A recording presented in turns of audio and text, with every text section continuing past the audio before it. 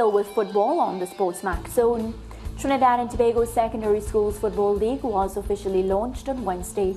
The tournament will take on a new format this season, with the teams from the 2019 season split into two groups. Operations Assistant Secretary at SSFL, Lawrence Sipasad, broke down the format at the launch.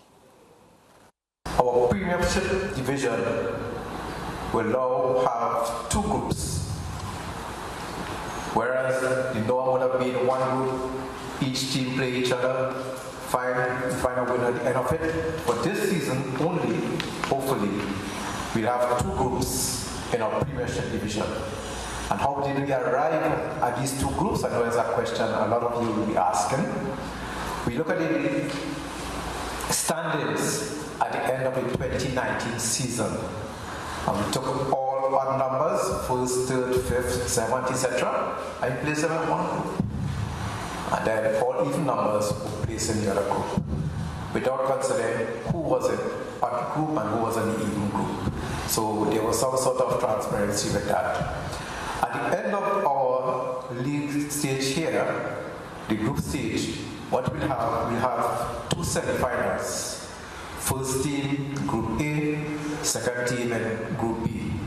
First team in Group B, second team in Group A. The winners of those semi-finals will play in a grand final to determine the winners of the League 2022 season Premiership division. General Manager at Tiger Tanks, Dennis Latif, spoke on behalf of the title sponsors.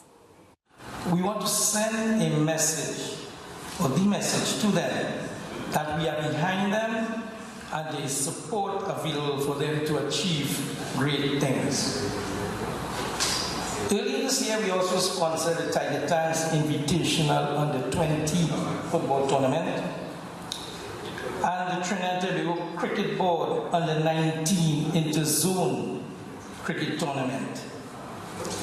This shows where our corporate responsibility lies, and it is with the young ones, so that we can have a brighter future tomorrow. Let's now take remarks from the patron of the competition, Education Minister, Dr. Nayan Gatsby-Dolly. I know that this season is going to be a bumper season, and it's very important that it is, because we are recovering and rebounding from what was a forced curtailment of all of our activities by COVID-19 and the pandemic. And that experience did more than simply close schools and stop the sporting activities. In many cases, it disrupted the spirit of progress of our students.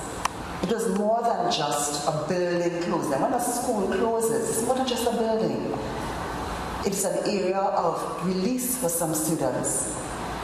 School is an area where some students are able to socialize with their friends and release the frustrations of home. It's an area where they can look forward to their progress as student athletes, as persons in the cultural sector, students in the cultural sector, as students who are aspiring to different careers, and it threw our young people into disarray almost, because it was such a time of uncertainty. And I am, for one, very, very excited about the fact that our students are back out to school physically, challenges notwithstanding, and I am equally glad that we are able to come back to the days of intercom and what that means to our students.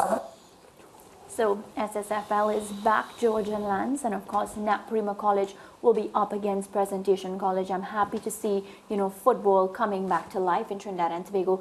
It brings me back to my days when I was at NAPRIMA Girls, and I couldn't wait for school to be done so I could put on my Naps Boys tie and go across, just to watch the matches. Of course, I would support my brother's school, NAPRIMA College. So just a lot of memories coming back there, and I'm happy to see football back. Mm-hmm. The Naps girls tie is different from the boys tie? Mm-hmm. Okay.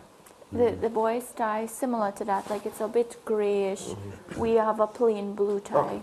Yeah, but a lot of good stuff happening, and I'm just happy also they got the backing of sponsors, which is something that we have to be grateful for, especially we're coming out of I don't want to say we're coming out of a pandemic. We're not coming out. We're still in the Yeah, pandemic. yeah. It seems never ending, but we're We're coming out of a the phase. break. We're coming out of the break that it caused for the boy football. Yeah, thanks for that, both of you. Y'all are the best, which is why you sit on both sides to help me. But yeah, we're coming out of a phase where we had so much economic knocks, and it's good to see Tiger Tanks not only investing in this season, Georgian Lands, but they've also committed to 2023. Yeah, the last time Tobagonian school, as we look at Speyside, Speyside being in the SSFL as the only school from Tobago, Dwight York School, was it Signal Hill? Signal Hill, yeah, Signal Hill with Dwight York were in it years ago, and he played well for them. Brent went to it's on the tip of my tongue. Just say Not St. Mary's College. I think St. Mary's College was Shaka Hislop. Yes, St. Mary's College was Shaka for sure. Yeah, 100%. Brent. Lara, of course, went to QRC. Yeah. Fatima? Beg your pardon. Fatima. Fatima, yeah. Yeah. I don't want to have QRC in my head. Fatima, of course. QRC was J.U. Gordon. J.U. Gordon, And right. I think he actually went there for sixth form. Brent didn't go to St. Mary's. He went to another. I have it. Yes. Yeah, in my head. Well, But- maybe he'll send us a WhatsApp. And if he's Angus watching went on. to Naps. I just guessed because he was the presentation. coach. I'm wondering Naps if he's associated with him as coach. But Yeah. I think it may be presentation. So Don't he kill me, went to Angus, the if I rival don't get school? it. But I'm just saying that. I think Angus was actually Mukurapu. I think, you sure Brent was a Mukarapo? I'm not sure. I'm Yeah. really not sure about Brent, yeah. Yeah, but, We need to find out. but the point to be made Yeah. is I want Speyside to do well.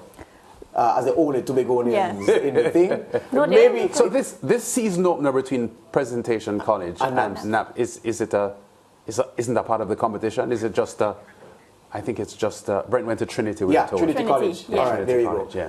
No, because it wouldn't be a part of the Premiership. Because if they separated them into groups, Right, like first they would have and been third, separated, yeah. Yeah, don't so think it's just like a big match kickoff. like a KC. Yes, I I hate to say understand. And they Calamari, turn but- out, this usually be so good. KC Georges.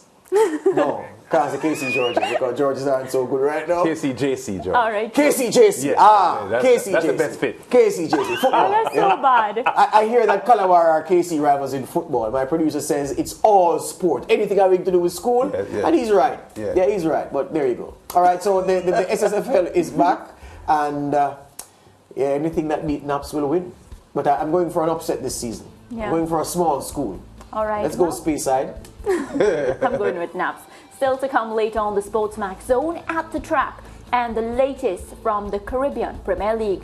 But next, we recap the action from today's Diamond League meet in Zurich, Switzerland. Shelly-Ann Fraser-Price in fabulous form, but did the win deny her a world record shot? Leighton Levy joins us next.